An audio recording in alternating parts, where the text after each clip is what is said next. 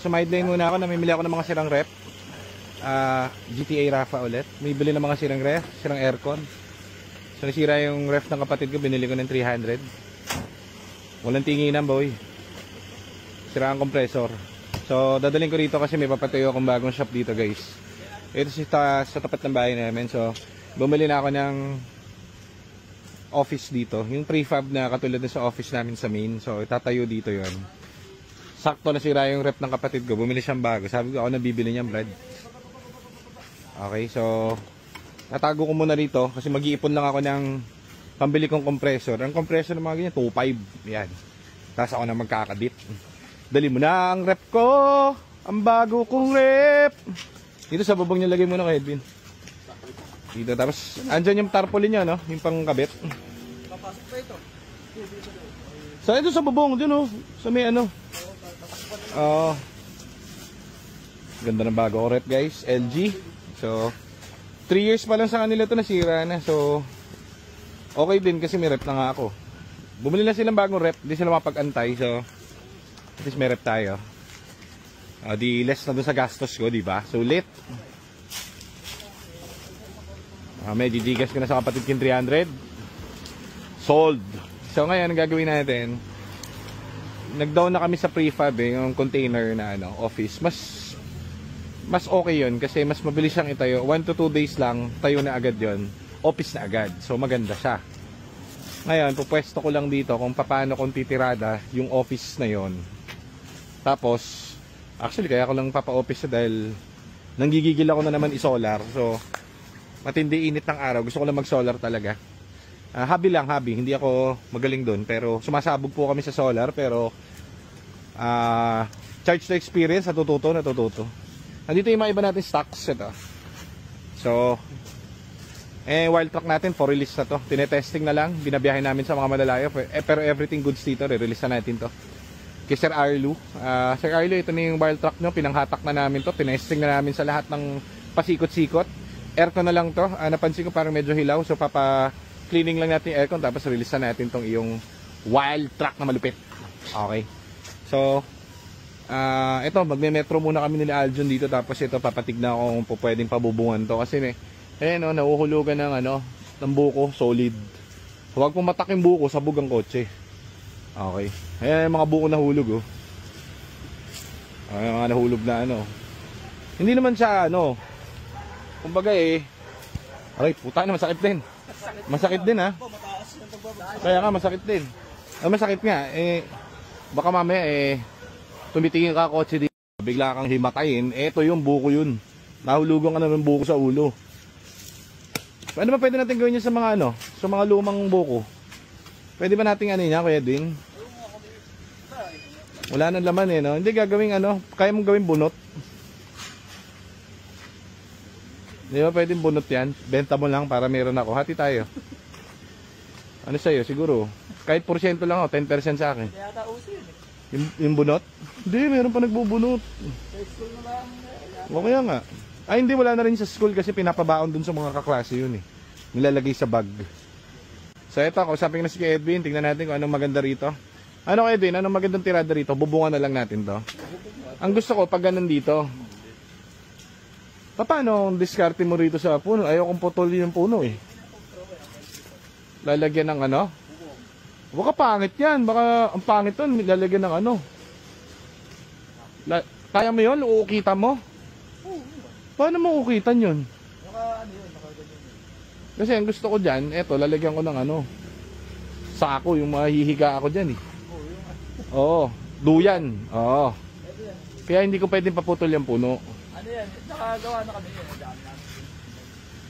Hindi, dito, ang mangyayari dito, ayoko nang may dito. Walang poste yan. Walang poste. Ang poste niyan, pabi, pag ganun. Pabi. Okay, pabi. Kailangan natin guys para makita nyo. Ang ating future branch. So, ayan. So, ito pabi. Dito. Anong tirada mo rito? Pag ganyan yan, pabi, no? Bubong.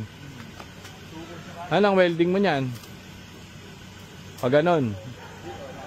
Sakto na yung taas niyan. Dito mo ikakabit yan sa bakal na yan. Yan, yung bakal na yan. Pagsak ng tubig pag ano. Paslant na ganon. Bababa ng konti dito. So ilan to? Dito mo titirahin ngayon yan. Sukatan mo na kaya kung ilan ang bibili nating ano. Ano ba bibili mo dyan? Ano gano'ng kakapal? Ito, ganito natin. Patay mo muna yung makina ano. Ha? At may UP, at maano ng ano, hindi siya sayang. Yung ganyan? Ang pangit eh, pag ganyan eh. Pagka yung magandang ito, yung ganon, Tumutupi ba yon? ayun, yung kung ganon, Oh. pag nabagsakan ng ano yun, tupi din. Ah, ganun ba? Pagka ganyan, ordinary, hindi masyadong, kasi nakaganyan yun. Oo nga, no? Tama ka dun ah. Tupi, tutupi. Tutupi yun kapag kaganyan. Ito, Ang pangit kasi niyan eh kapag kaganyan eh. Parang ano yan, bubong ng ano yan eh. yun sinauna. Kaya nga, sinaunang tao. Eh, Kasi pagka ganyan naman, sayang, pagka na ano, ng ano. hindi naman makikita yun eh. Nasa taas naman yun eh. Di ba? Eh kasi kapag kaganyan, ang pangit ng tirada eh. Meron ako ditong opisina na prefab tapos sakaluma ka na ano. Yung ganyan na galvanize, medyo mahirap. Kaya mo yan. O ilan ang bibili natin ngayong ano? Ganon, yung bakal.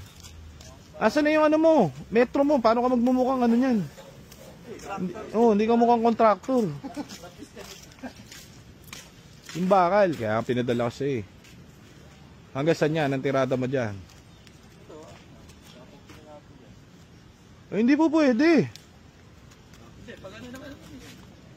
Kailangan isang kotse pasok. Oo nga, pasok nga, ang ganda. Oh. John, ikaw umawak nito habang nag-iosig ka. Yan, may light man ako. O, ilan yan? Hindi, dito ka sa akin.